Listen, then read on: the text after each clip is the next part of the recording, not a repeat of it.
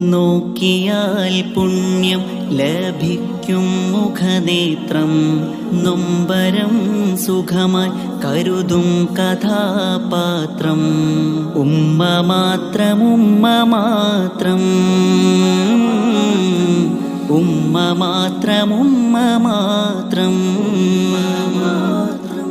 ഒന്നു നീയോർക്ക് നിൻ കുഞ്ഞുദിനരാത്രം, ഒന്നുറങ്ങില പാതിരാവിലുമാ നേത്രം. ഉമ്മ മാത്രം ഉമ്മ മാത്രം ഉമ്മ മാത്രം ഉമ്മ മാത്രം. വാക്ക് പോലും, ജീവിതത്തിൽ ഒരു വാക്ക് പോലും രക്ഷിതാക്കളെ മോശമായി പറയാൻ വേണ്ടി വായ തുറക്കരുത്. Shut your mouth. ഓക്കെ? രക്ഷിതാക്കളെ പ്രാകരുത്, രക്ഷിതാക്കളെ ശപിക്കരുത്. എന്തിനാണ് ഇങ്ങനെ ഒരു ജന്മം എനിക്ക് തന്നതെന്ന് ചോദിക്കരുത്.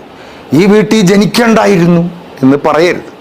ഒന്നും മിണ്ടാതിരിക്കുക എന്ന് പറയരുത്. കിടുകിടുന്ന് ഇങ്ങനെ പറഞ്ഞുകൊണ്ടിരിക്കണം എന്തിനാണ് എന്ന് പറയരുത്. എന്തിനാ ഞാൻ ഉപദേശിച്ചിരുന്ന നേരാവുള്ളതാണോ എന്ന് ചോദിക്കരുത്. അവരെ വിഷമിപ്പിക്കുന്ന ഒരു വാക്കാണ് ഉള്ളിൽ നിന്നും രൂപപ്പെട്ടു വരുന്നതെന്ന് അറിഞ്ഞാൽ വായ തുറക്കരുത്, മിണ്ടരുത്.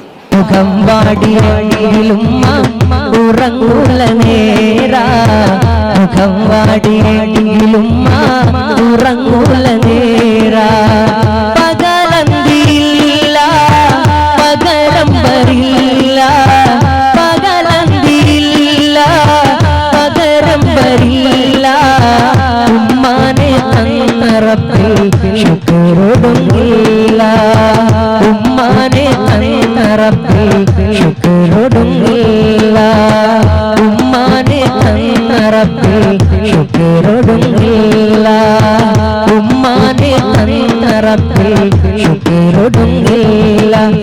പാപ്പയോട് പിണങ്ങി ഉമ്മയോട് പിണങ്ങി വിവാഹം കഴിച്ചപ്പോൾ ഭാര്യയും എൻ്റെ ഉമ്മയും തമ്മിൽ ഒത്തുപോകുന്നില്ല. അതുകൊണ്ട് 24 വർഷം നമ്മളെ പോറ്റി വളർത്തിയ ഉമ്മയെ മരണത്തിന്റെ പകുതി വേദന അനുഭവിച്ചുകൊണ്ട് പ്രസവിച്ച ആ ഉമ്മയെ മാറ്റി നിർത്തി ഈ ഒരു 6 മാസം ഇല്ലെങ്കിൽ 1 വർഷം മാത്രം പരിചയമുള്ള നമ്മുടെ ഭാര്യയ്ക്ക് വേണ്ടി ഇവരെ മുഴുവനും മാറ്റി നിർത്തുന്നത് ഒരിക്കലും നമുക്ക് അവരുടെ പൊരുത്തം ലഭിക്കുകയില്ല.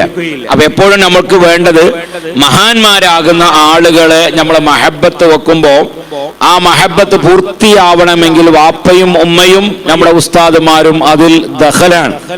അവര് 3 ആളുകളുടെയും പൊരുത്തം നമുക്ക് ലഭിച്ചതിന് ശേഷം മാത്രമാണ് മഹാന്മാരാകുന്ന ആളുകളുടെ പൊരുത്തം നമുക്ക് ലഭിക്കുകയുള്ളൂ. അതാണ് അവരെ പഠിപ്പിക്കുന്നുള്ളൂ.